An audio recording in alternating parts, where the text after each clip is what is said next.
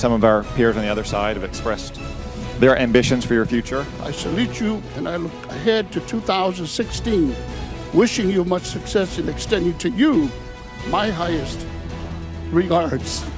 Madam Secretary, first, let me thank you for your service, and I wish you the best in your future endeavors, mostly.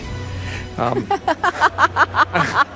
little bit of a love fest up there. A lot of speculation over Secretary Clinton's future, even during that hearing over Benghazi. We'll get to that coming up. Our roundtable is here. George Will, editor-in-chief and publisher of The New Republic, and Facebook co-founder Chris Hughes, Democratic strategist Donna Brazile, Arizona Republican Congressman David Schweikert, and the host of NPR's Morning Edition, Steve Inskeep. Welcome, everyone. And I want to start with you, George Will, on what you just heard John McCain talking about, saying, I'm going to give you some straight talk. A path to citizenship has to be included in this. It does, and I'll tell you why. The interesting thing, Martha, is that this debate is coming to a rolling boil at a moment when, for almost 2 years now, net immigration from the south of the United States is approximately zero. We've sort of solved the problem. You want to stop immigration, have a huge recession. That'll take care of it. Second, what no one can say who's involved in the process, but what the rest of us have to say over and over again, is the 11 million undocumented immigrants are not going home. The American people would not tolerate the police measures necessary to extract from our community. A significant portion of them have been here 10 years or more. 5 million have had children. Those 5 million children are American citizens. I did the arithmetic. In order to deport 11 million people would require a line of buses, bumper to bumper, from San Diego to Alaska. It's not going to happen. Therefore, the question is, how do you get to citizenship? Congressman Schweikert, I have a feeling you have something to say on this. Well, you know, and actually being from one of those border Arizona, states. where John McCain is from. And Senator McCain actually touched on this. If you go to the southern part of my state, I have people who actually live in fear for what's going through literally the back of their house, their property. So the devil's ultimately in the details. What will happen to the populations today, but what will happen to our border security for those of us who are border states? What will happen in the visa system? Will we actually have a visa system that works, that tracks those who've overstayed? And then what does the future look like? Intel just puts up a $6 billion plant in my community, and we're having trouble finding enough electrical engineers for them. Will we move to like Great Britain, Australia, New Zealand with a point system so we can bring in the greatest talent from around the world that will help grow our economy? Tell me if I'm wrong, though, Congressman, because it seems to me that a couple of years ago the question was if there was going to be reform or some kind of change.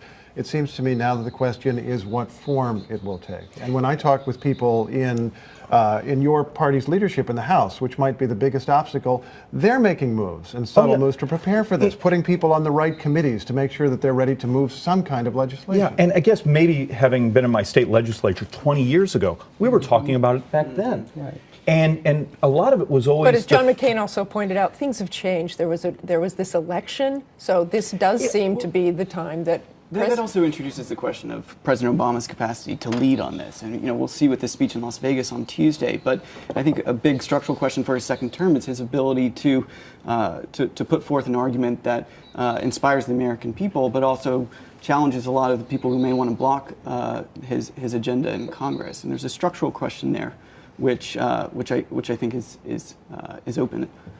You know, when the president met with the Congressional Hispanic Caucus on Friday, he made it very clear that the time was right to move this legislation forward. You have a bipartisan group of senators that are working on these so-called principles, the pillars of what this comprehensive immigration reform will look like.